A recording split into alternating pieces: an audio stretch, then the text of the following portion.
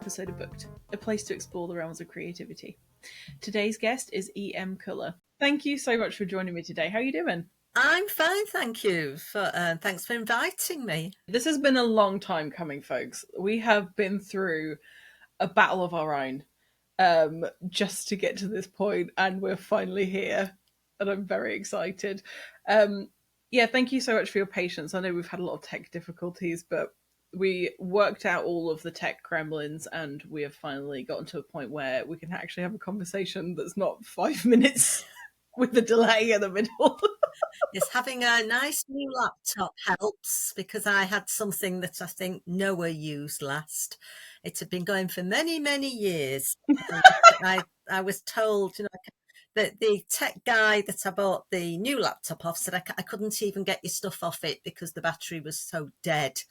Anyway, it didn't work. So here I am with the new tech. It's very exciting.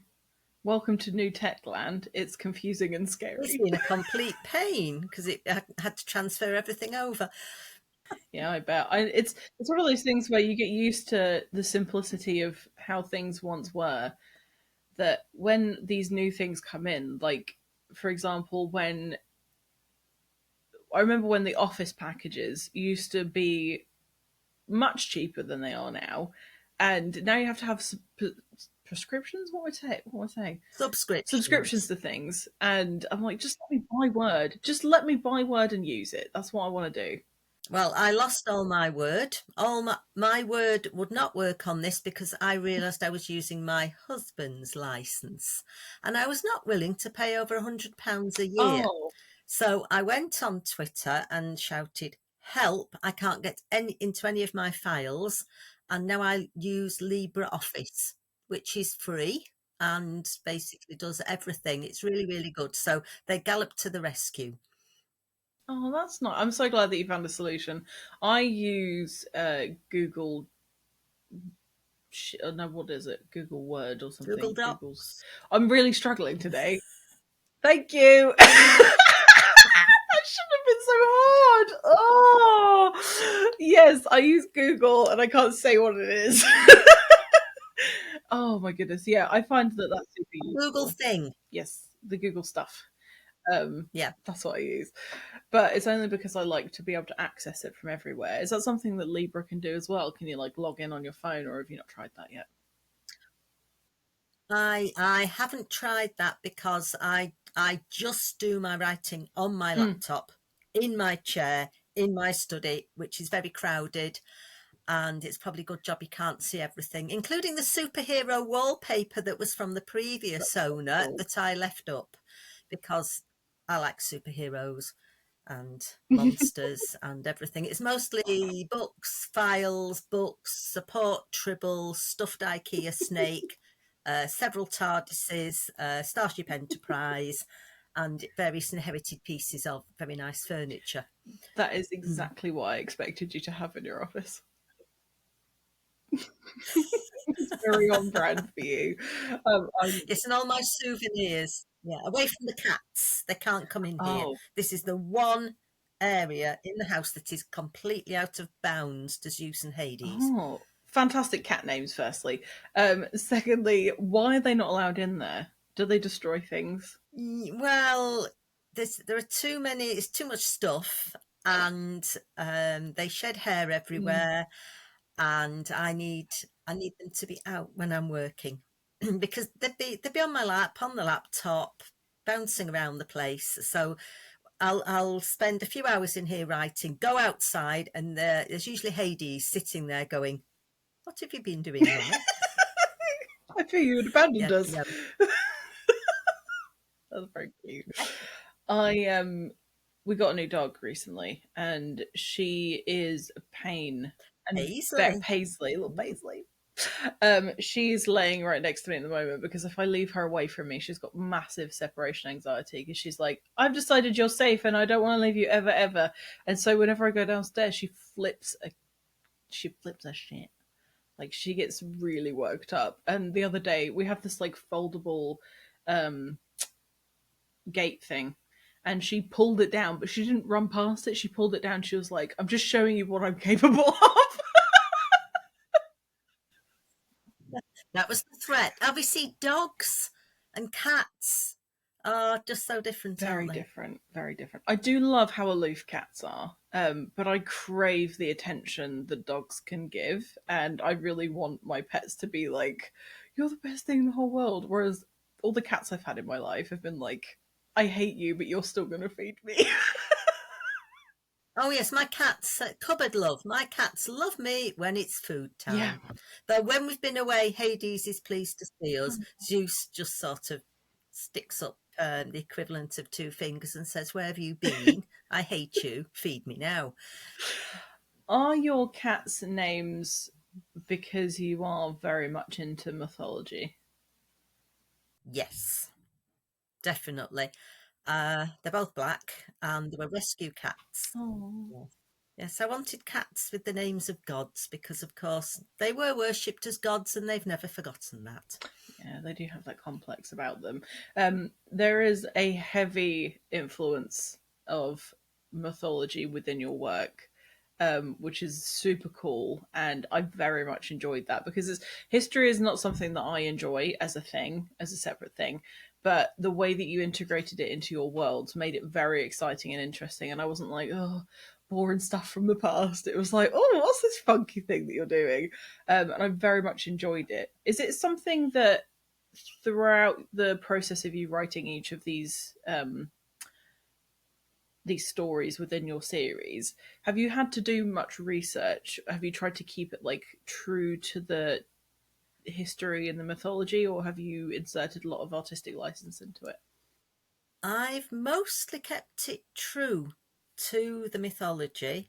Oh, that's cool. I have a classical studies degree, That would help. and I've always been interested in history. Though I was rubbish at exams. Mm. I could never pass them because they asked the boring things.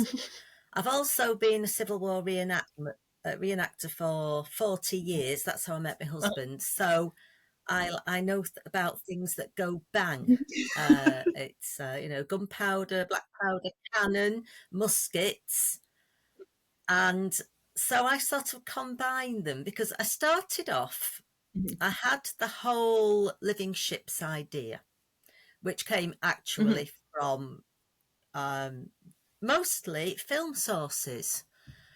It coalesced as Oh. I was watching Ian McShane in Pirates of the Caribbean on Stranger Tides, banging his staff on the Uh-huh. deck, and the ship came to life, and ropes moved, and sails unfurled. And Mm. but before that, I think it probably started with the TARDIS and the Starship Mm-hmm. Enterprise.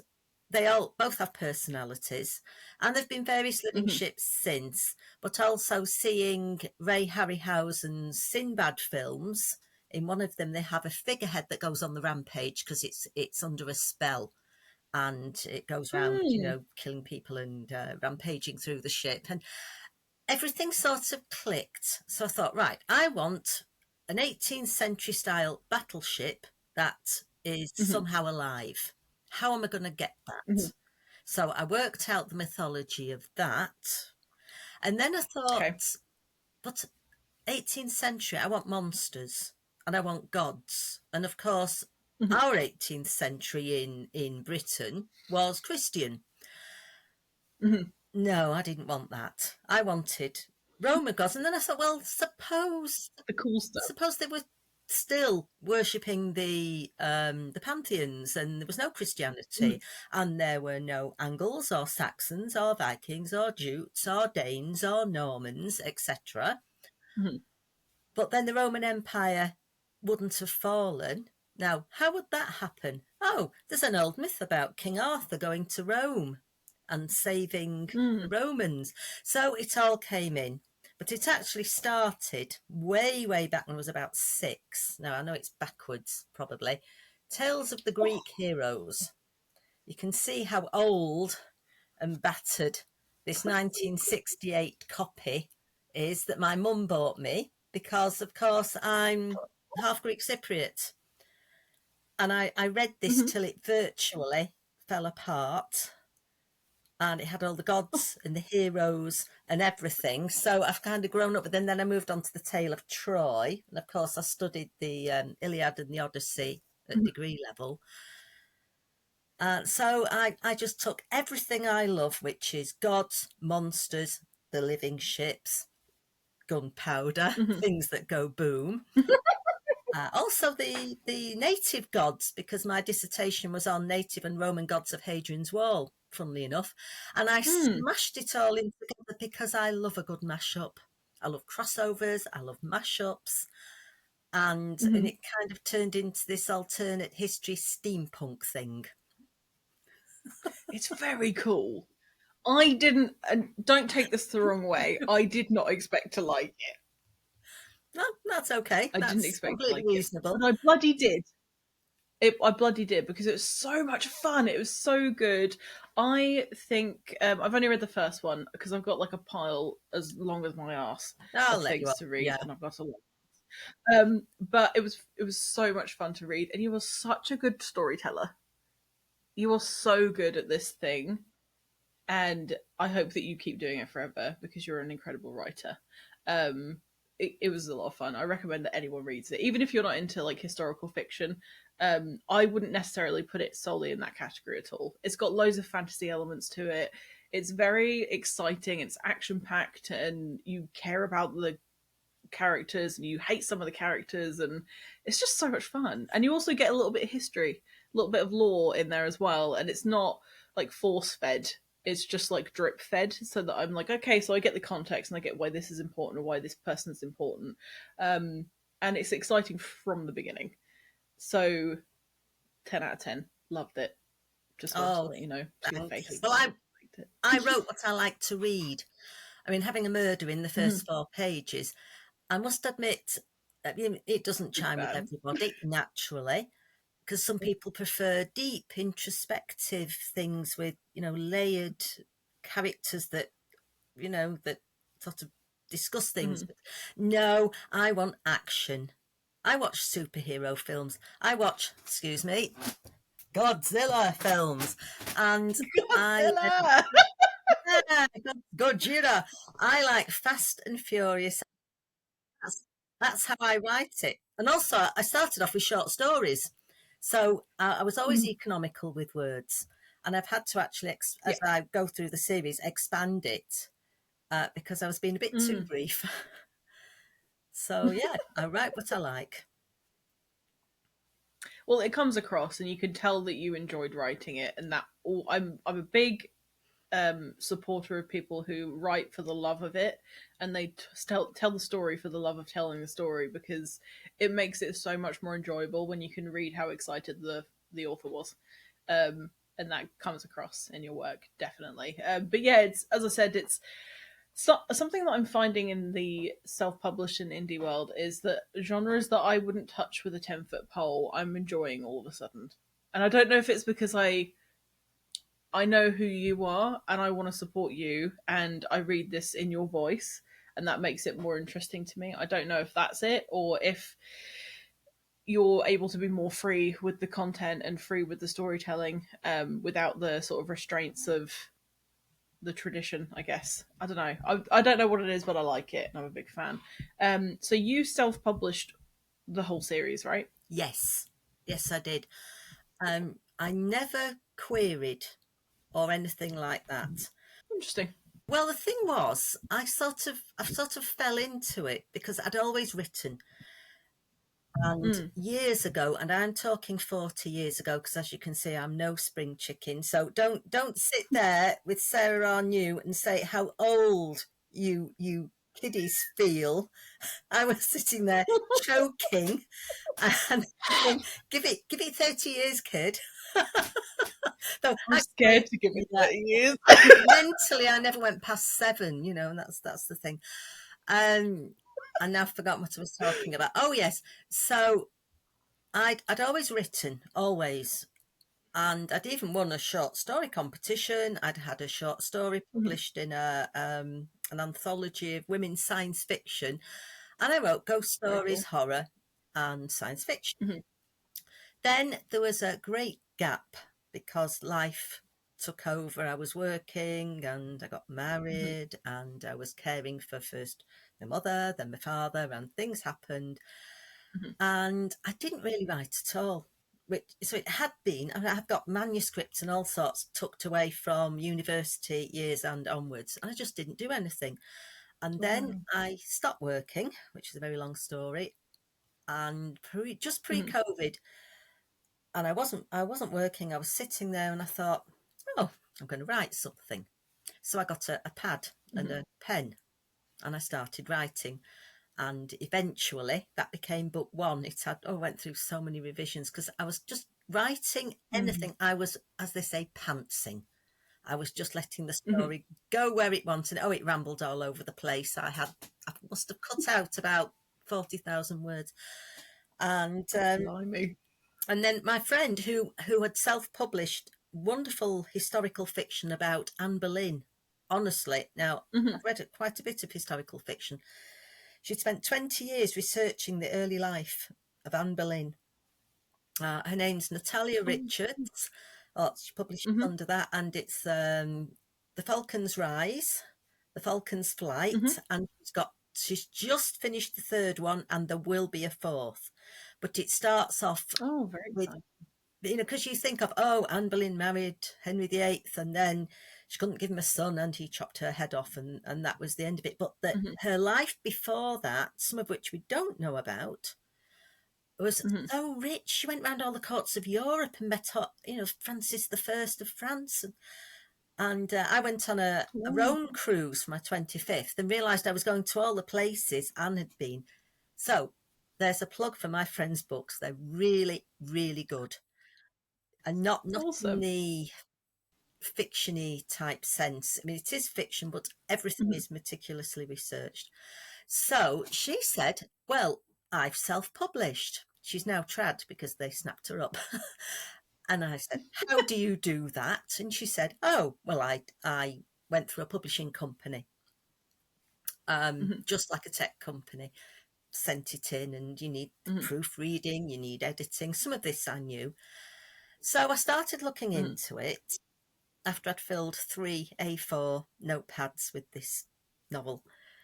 And I found David Dorgren, who gives all his advice for Mhm. free, all about self-publishing. And he has a website, and he does books that he gives away, and a newsletter. And I would heartily recommend anybody to look him up. Mhm.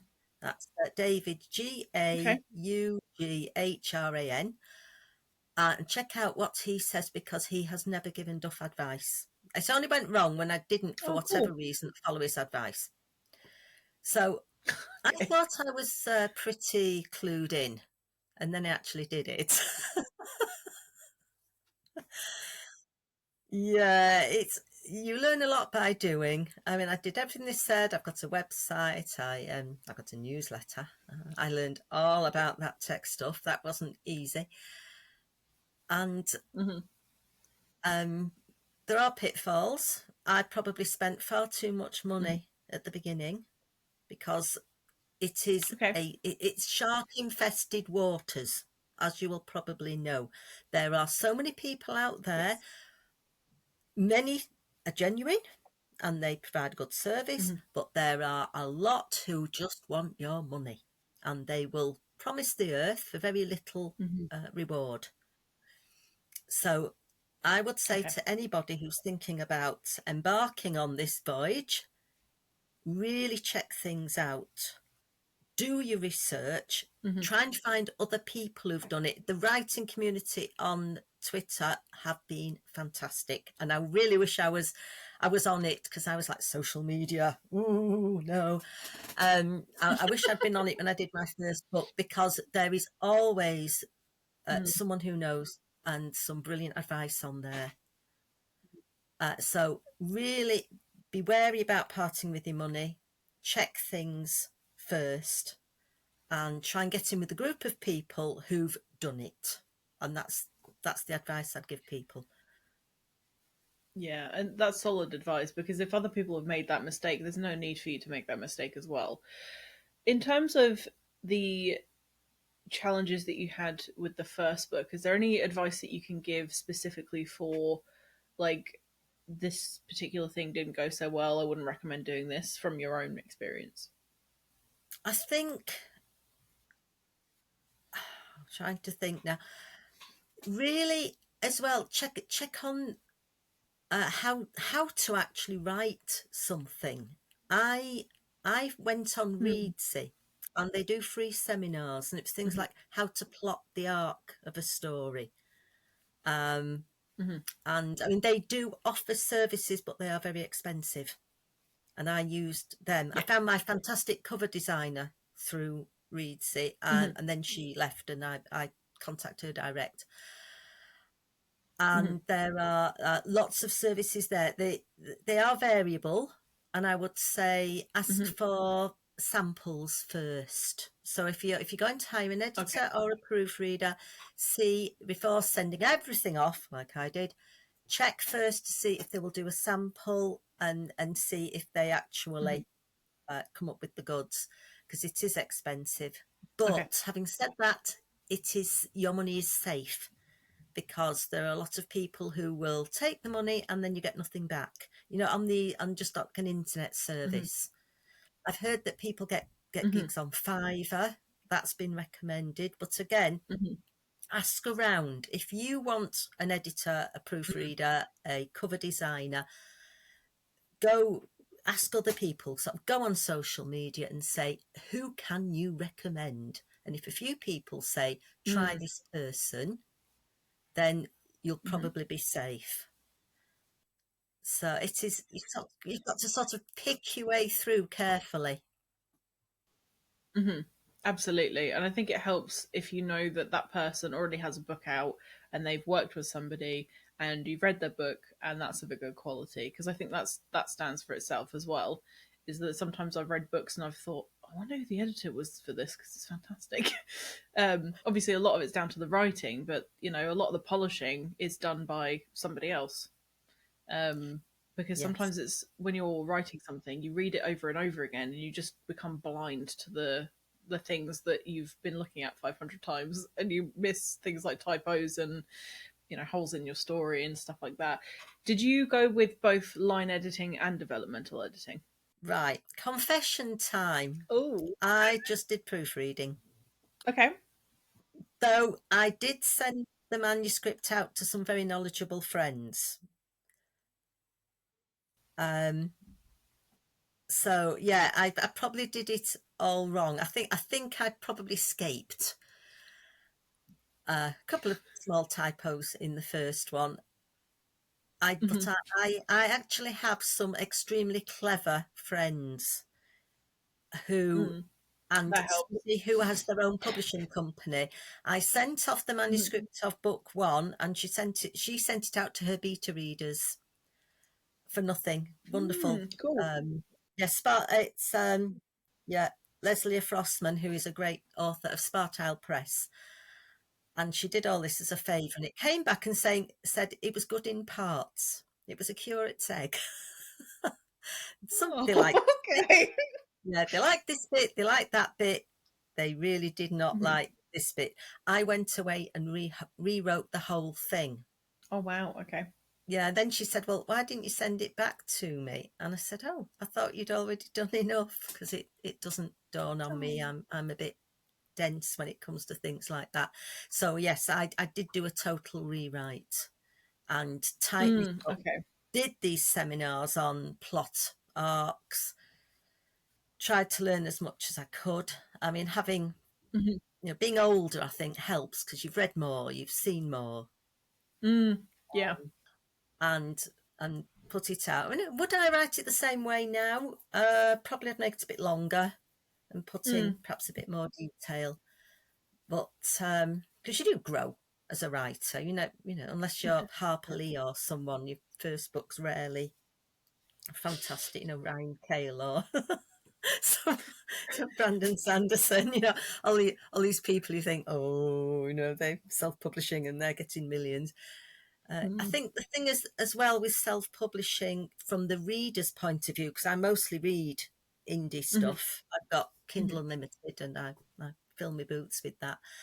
And there is Mhm. so much that I think perhaps only their mother read it, and sometimes not even them, because Yeah. it's usually very clear. And it's sad because often these people, you can tell they've poured their heart and soul into it and they've really tried. And it's sometimes they've gone through a publisher and it's a lovely book. But when somebody has a gun 1 second and then he's unarmed the next, and Mm, or the grammar doesn't hang together.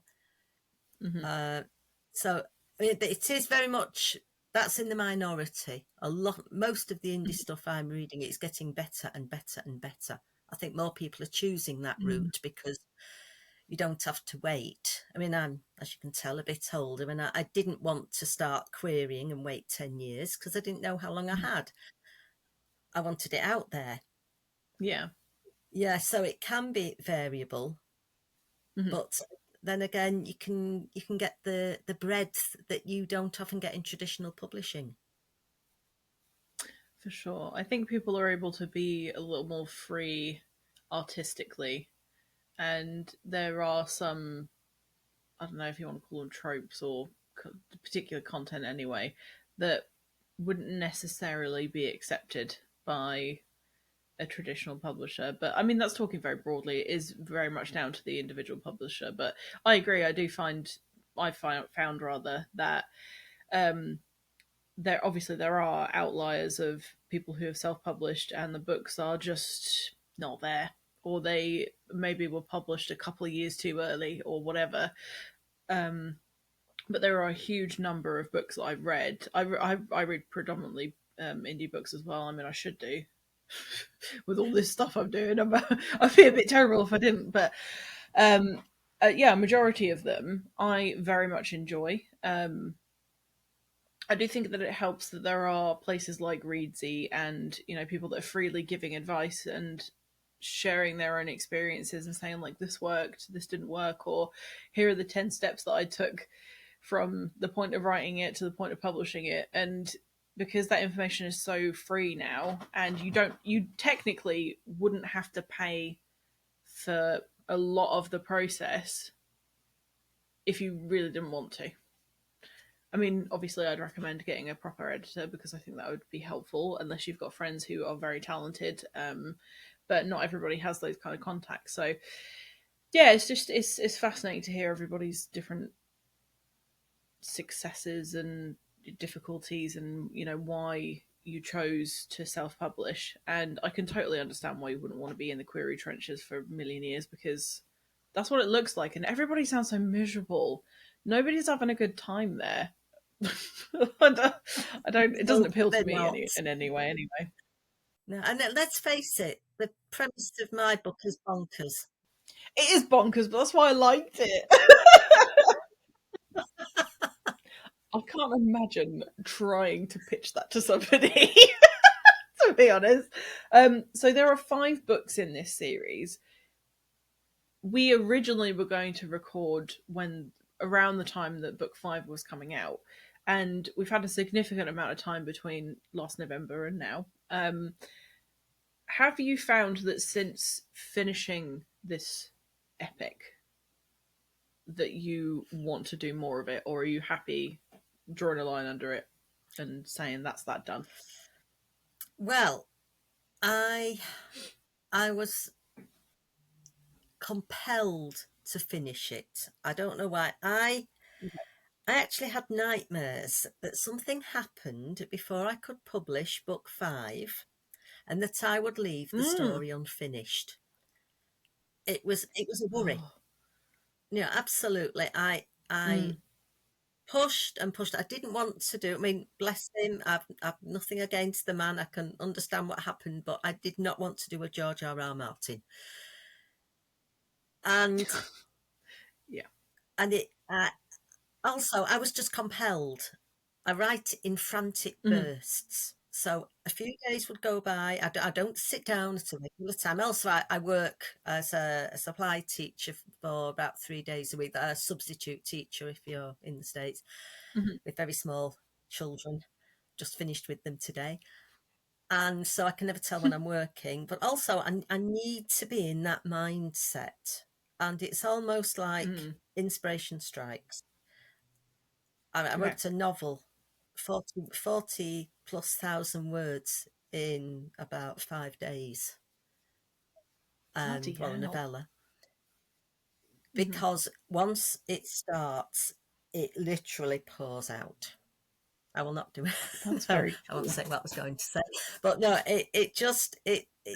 it's like I'm possessed, and I'm in the Hmm. story and I'm doing it, and then at other times I can't even think about it.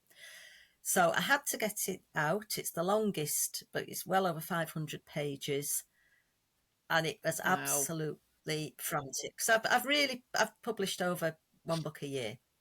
Since then, Hmm. my brain just turned to cheese. I wrote a couple of Oh. short stories.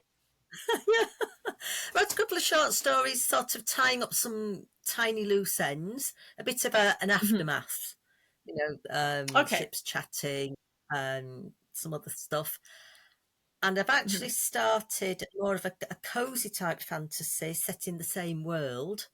That I thought the Cool. working title is "It Shouldn't Happen to a Veterinarius," though I don't think I'll be, be using that one. And I've got some characters, and slowly, because it's the end of the school year and I am Mm. tired, but I've got 6 weeks off now, and I'm hoping to do a bit more of that story. I've left it Hmm. with a manticore giving birth. That's going to be interesting. Um, so I don't want to leave that world, because when I finished, I really felt like I was bereft, because Oh. I'd poured everything, yeah, for basically 5 years into this world, and suddenly I'd finished the story Hmm. arc, and it was, what do I do now? My the inside of my head Yeah. went quiet. I could have my shower in peace without characters going, "Oi, didn't you know that actually I'm this and this has happened, and you know why that's happened?" Literally, I would write Mhm. something in book one, and it wasn't till book four that I realised why. It you sort of lose Interesting. control. It was very strange. I've said this before and I'll say it again. I truly believe that most writers are mildly possessed um by the spirit of their characters.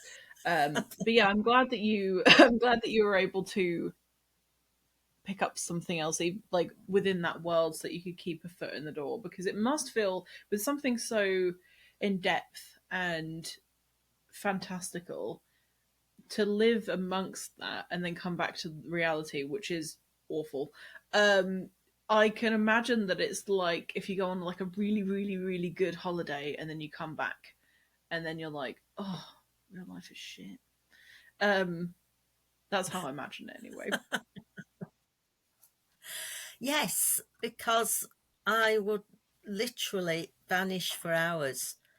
And my husband Mhm. learned pretty rapidly, if he needed something, or he'd just he'd knock on the door, and he'd stick his head in and go, "Are you all right?" And I'd go, "Will you go away? I'm in the middle of a sea battle." And then he'd beat a hasty retreat, because it is literally like you are living it, and then something happens, the phone goes, or my darling husband knocks on the door, and I am wrenched out, like being sucked Mm. back out of a portal, and it's like, what? I'm back in this world. Ugh. Because it is, yes, it can That's be fascinating. frustrating, but writing, it should be fun. And Hmm. it is fun for me. It's like, great, I've got a monster. I like the action scenes. I'm getting better at the in between scenes, and I Hmm. love doing dialogue. I don't do similes Yeah. because I'm rubbish at them, as a wonderful reviewer pointed out for book one.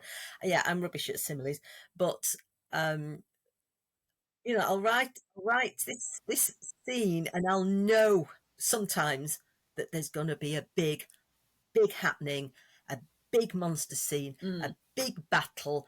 The characters are going to have this amazing revelation, and I'm so excited. It's like waiting for Christmas. And then when I finally, because I write in order, I can't do separate scenes and then put them all together. Oh, no. And then Hmm. when I finally get to this part, it's so exciting, and it's wonderful. And then if it's a really, really sort of, it's full of pathos, I will sit there and blub, because I live it with my Mm. characters. If you ask me what my characters Yeah. look like, I could only say something vaguely. I actually Mm, inhabit them. So I live them from the mm. inside out. So talk about possession. Perhaps I am possessing my characters who are in another world. Who knows? I think that's got to be right for you. But I find that imagining yourself as that character and moving through this imaginary world as that character is such a useful exercise because it makes you really consider what you're saying rather than, I don't know, if you're looking at it from like a bird's eye view, then you miss detail. Whereas if you're in it, living it, feeling it, like smelling things and touching things and hearing things, then you're going to have a much easier time with your descriptives as well. Um, because, like, for example, I am really into the things that I'm doing, but if there are things happening around me, I'm kind of like, whatever. I don't really notice them and I don't really take in those details. So I'm very similar. It's sort of writing them from an emotional point of view and Mm. hearing what's going on in their heads. Hmm. And I absolutely love, um, well, all my characters, some more than others. I mean, for example, one of them, Milo, who was literally an anonymous government agent because I needed Hmm. this bridging character to go in to Hmm. be the catalyst for another scene and an Hmm. event. And then blow me if he didn't take over the whole series and end up to be completely pivotal. And like, what? you know, and I absolutely love How writing funny. him and his pal, Caniculus, little dog, who is Mm. usually rather pessimistic and fatalistic. And I love writing him as well because I've put him through hell, especially when the gods turn up. Yeah, see the gods turn up on a regular basis, seen or in disguise, and usually create havoc or give advice. And in the end, poor old Caniculus is like, oh, not another one.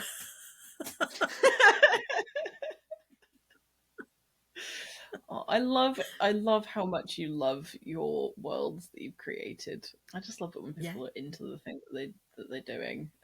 Passion absolutely trumps most things for me. Um, I'm going to ask you about something that I'm certain you're not going to be passionate about, but something that is a necessary evil in this whole self-publishing gig, and that's marketing, which is a horrible word that we all hate. Um, so that you don't have to like talk about a bunch of stuff that you don't care about, I'd love to know what do you do in terms of getting your book out there that you actually enjoy doing or that you have found really works for you as a person. Oh yes, the marketing. As I said once in one of my first ever tweets, marketing is like pushing an elephant up Mount Everest while wearing stilettos. It's almost a Great analogy. never-ending chore. Yeah, Yes. and you have to balance because you've got to write things, but you've Hmm. got to make sure people know about it as well. I Hmm. am no expert on this at all. I I've mostly done it through Twitter, Hmm. bit on Blue Sky. I've not paid for any ads. I did Okay. through the publishing company that I publish my books through because I must admit I pay someone to format it all, to Hmm. upload the covers and put Hmm. it all on Amazon because I am exclusively at the moment with Amazon and check all the Yeah. compliances and things. And that has Hmm. tripled in price since I started doing it. Everything seems to have shot up. My cover designer, who was just starting out, I think I got a cut price for two or three covers because she's done six for me. Hmm. Was it six? No, seven now. And now, and when we're Hmm. talking £500 a pop, so I don't know what that is in dollars. I know it's €600. About 800 Yeah, or it's something. not cheap. A lot. Yeah, I mean she's fantastic, but it is not cheap. But yeah, I think talking backtracking a little bit, I think the Hmm. cover is massively important because I've seen some amazing covers and I Hmm. have seen some covers even with some small publishing houses that I look at them Mhm. and think that does not interest me, or it looks like it was drawn by a 3-year-old, or it's too Mhm. crowded, or Mhm. it just looks amateur. Doesn't pop. So I Or think if you're going yeah, to yeah, know it, I think that is an essential. It's worth shelling out. yeah. Um, yeah, so I keep thinking about Facebook ads because I've bought books off Mhm. Facebook ads from indies Oh, and okay. I've enjoyed them. I need Mhm. to gen up on that and do your research first, I would say. Okay. So, and I've just started selling in person. Friends, of course, people I meet. I have business cards on me at all times. Okay. Always have business cards with QR codes. And so somebody says, Mhm. "What's your book about?" And I think, "Oh no, I've got to explain this bonkers premise," and I'm talking, and it sounds really weird, and I can see their eyes glaze. Either they back away in horror, or they go, "Oh, that sounds interesting. I read fantasy. Here, have a business card."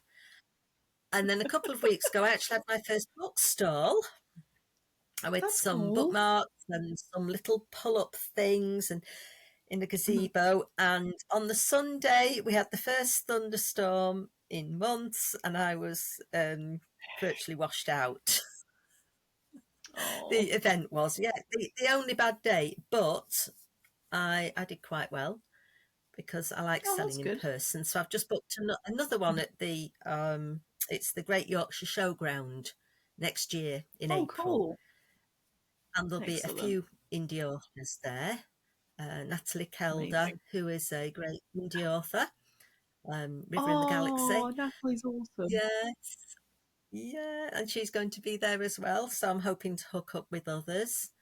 I went to Amazing. Worldcon last year, and again, actually wore a T-shirt with my book on it and all the other books on the back because it's Very better than a cool. sandwich board.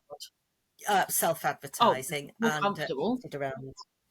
Oh yeah, so yeah, I've got T-shirts made.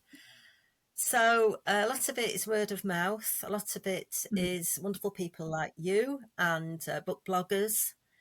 I entered the BBNYA competition in Mhm. 2023, book bloggers novel of the year award. Get it right. Oh, that's what it And stands for. Okay.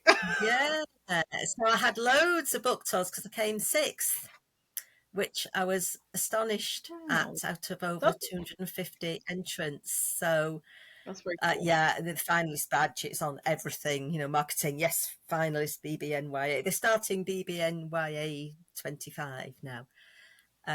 So things Mhm. like that. I'm slowly becoming braver because for many years I Mhm. wasn't. Mm. And I've got to that stage in my life now when I just think, blow it, you know. I'm What? just gonna go for it. So You the should next just thing go will for it. You probably, deserve it. yeah. Oh, thank you. Um, yeah, the next thing is probably when I've got some money, because I spent all my money, basically. I had to move house and things happened, and I don't get my Mhm. state pension for ages now because they keep putting the year up, which is why I'm still working. So I don't know whether I can afford to publish anything else for Mhm. a while, but Yeah. it will be in the next couple of years, I think. It's not Very like I'm cool. stopping or anything. And I have a little Just newsletter every month, so I put things out Mhm. on that. Oh, speaking of your newsletter, I believe that if people sign up for that, they can get a free short story. Is that right?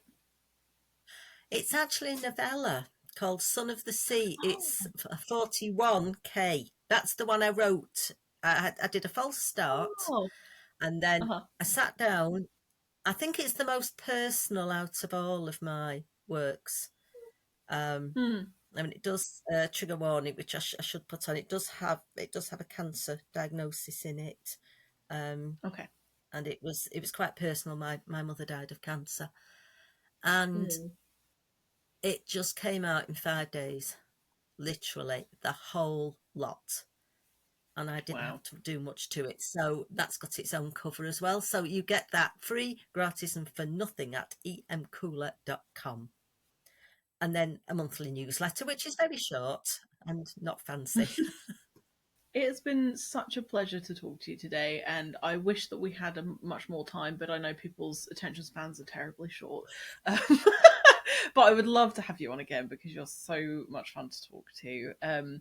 It's been so nice getting to know your creativity and how you got into this world and how you probably will never leave that world totally alone. But I appreciate you sharing your advice and your experiences. I know it's going to be helpful for at least one person. It's been helpful for me, even. So, yeah, I really appreciate you coming on today. Thank you very much for inviting me. No, it's been a blast. It's been great. I'm glad. I'm glad you had a good time. That's like the number one thing that I care about is have they had a nice time? Everything else is whatever. Yeah, well, that's it. Oh, well, you can tell I love chatting. It's great. It's very helpful. It makes my job much easier. I'll um, let you get a couple of words in edgeways, you know. you were good. You were good. It's all right. um, so before I let you leave, would you be able to tell our lovely listeners where they can find you and your work? Not your home address, just like websites and stuff. Oh, no. Right. So my website is emkoulla.com and Mhm, my Twitter handle is at kkoulla. Missed out mhm, the M because I didn't know you could choose your own. And all the links to my books are on there. And it's available through, all of them are available through Amazon and on mhm. Kindle Unlimited. Or if you come across me in person, yeah, stop me and buy one. Yeah. She's like, hello, can I have a book, please? Well, best of luck to you with everything that you do. But yeah, thank you again for coming on. I'm going to stop gushing now because I'm being a bit of a fangirl over here. But yes, Oh, thank you thank so much for you. joining me. Oh, this is just so awesome. Everything you, yeah. Thank you for everything that you're doing as well, Saffron, for the Awesome. indie community. Yeah. I'm trying, man. That's all I can do.